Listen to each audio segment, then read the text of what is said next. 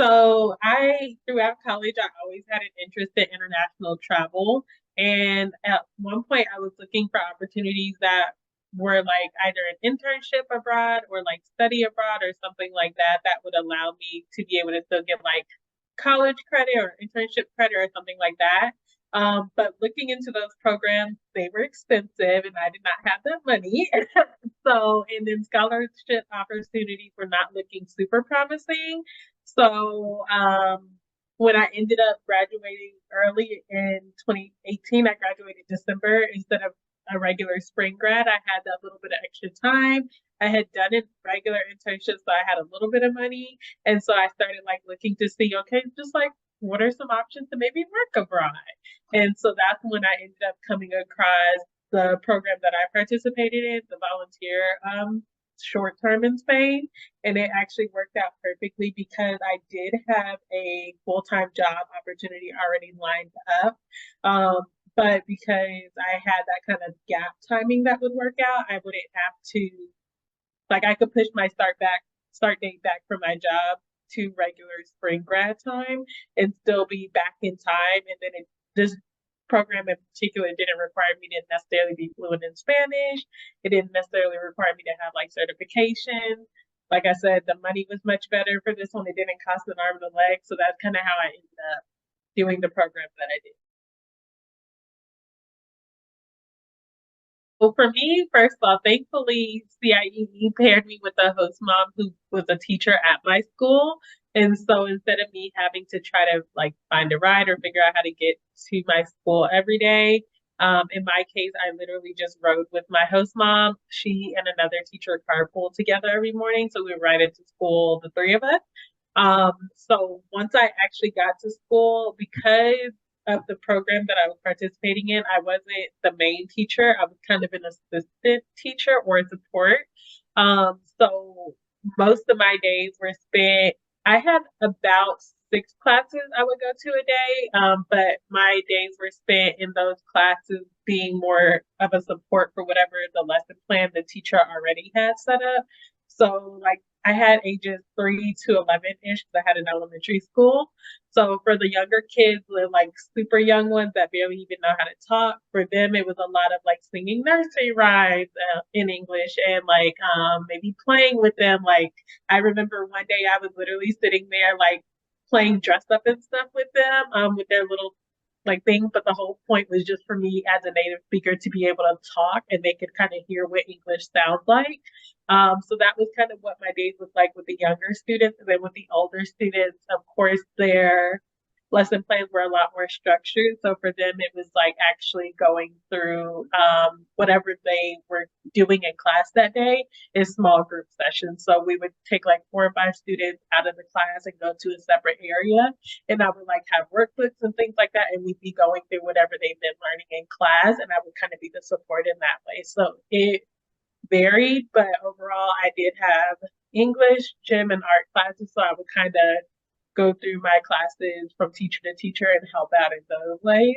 And then after school, I mean, it was pretty chill. So after school, we would go home. At the end of the day, we usually ate lunch because they eat their main lunch at the end of the day. And then, like, if the host family had any like after school activities, like one of the little boys played soccer, sometimes we would go to that. Sometimes just watching TV. I would use that time to talk on the phone with my family to kind of balance out the time difference, things like that. So it was not like a steady schedule after school. It was just kind of whatever me and or the family wanted to do that day.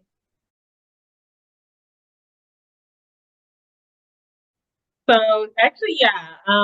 So when we first started, you come in like a cohort with a bunch of other participants, and you go through the original training or can't think of the word, but like your original training, you go through it with all of your same cohorts before you all part ways. So that there we created like a WhatsApp group to be able to keep in touch with each other.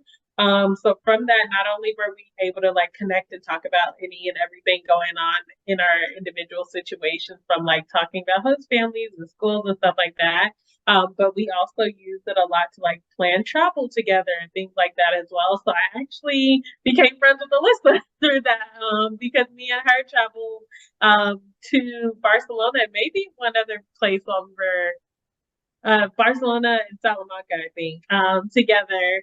And then I made friends with other people. I traveled with them to other places, other countries as well. And then even once I came back home, I was able to keep in touch with people over social media. And at one point, when I went up to New York, not long after, I even met up with one of the girls that I met through the program while I was up there. So yeah, definitely was able to make friends. And I'm a shy person, so even that, like, it's a very fostering environment for that.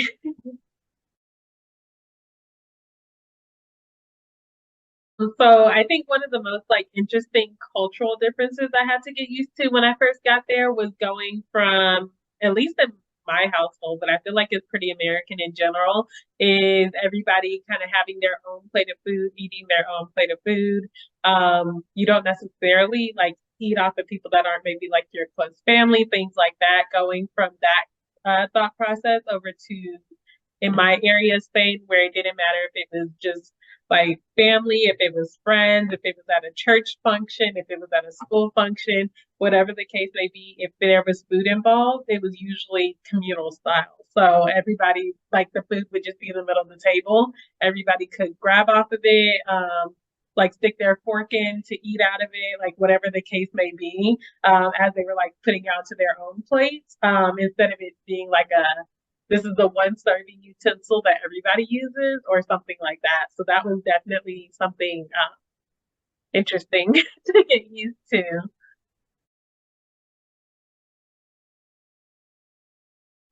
Absolutely. I definitely enjoyed it.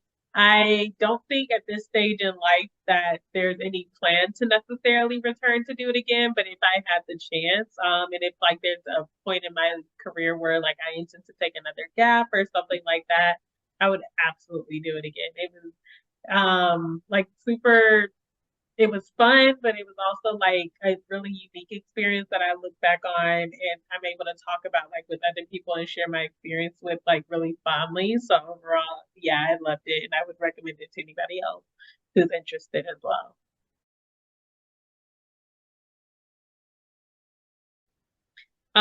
So contrary to popular belief, people who participate in these programs, their end goal is not always teaching, and that was kind of the thing for me.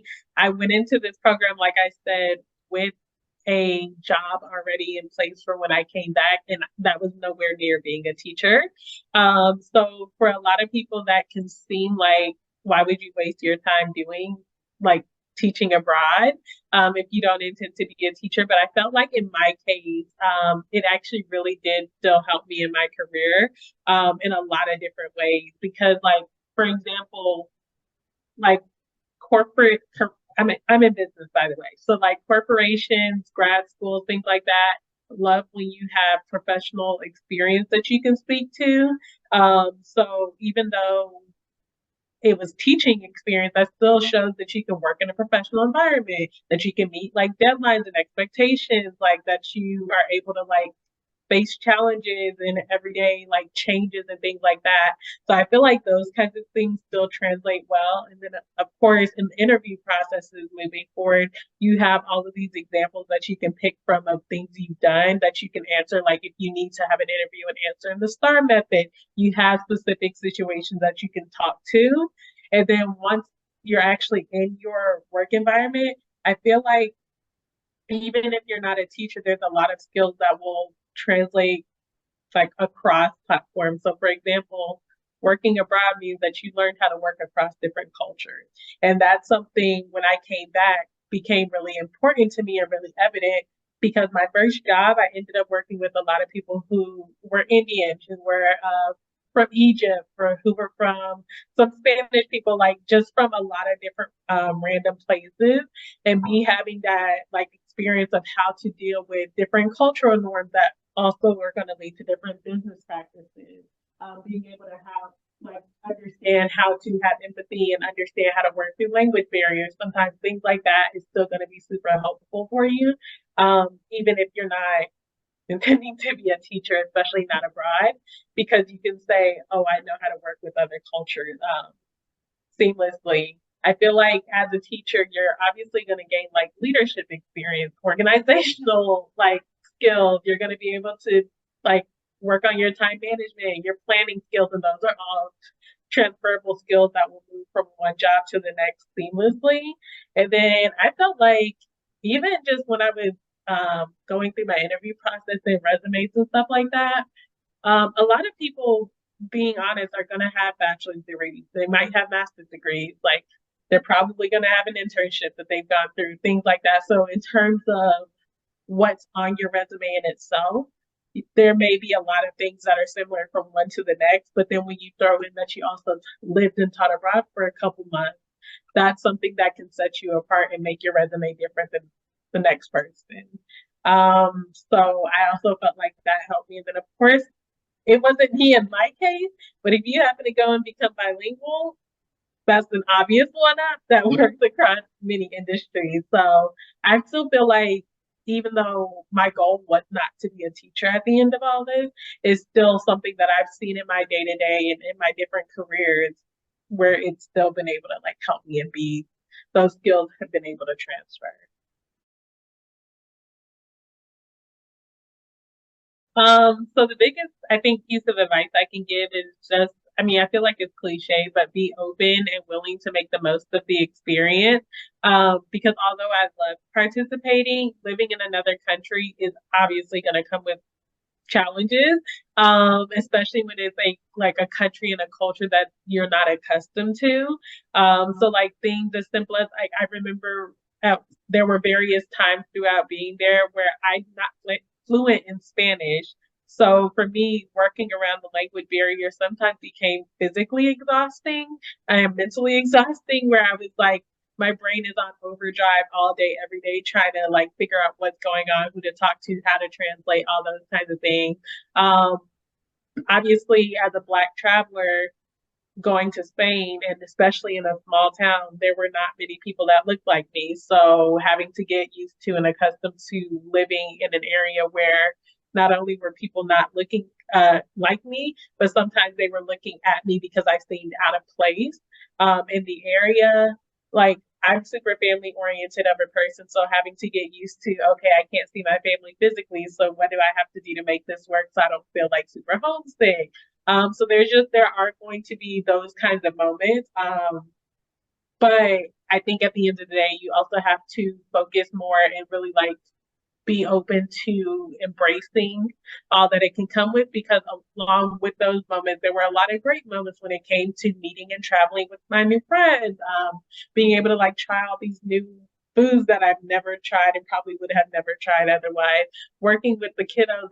They were so cute and I really enjoy like being an assistant teacher. Like there's going to be cultural nuances that you're going to absolutely love. Like for example, I feel like Spain, being there felt a lot less intense and a lot more of a like a slower, more comfortable pace versus like the hustle bustle of Atlanta, in America in general sometimes. So being able to really like feel like I had time to breathe and embrace each and every day without feeling like I needed to be doing all the things. Like there's going to be a lot of great experiences, so be open and willing, but do keep an open mind that there might be some difficult days. There might be some things you have to adjust to, and that's okay.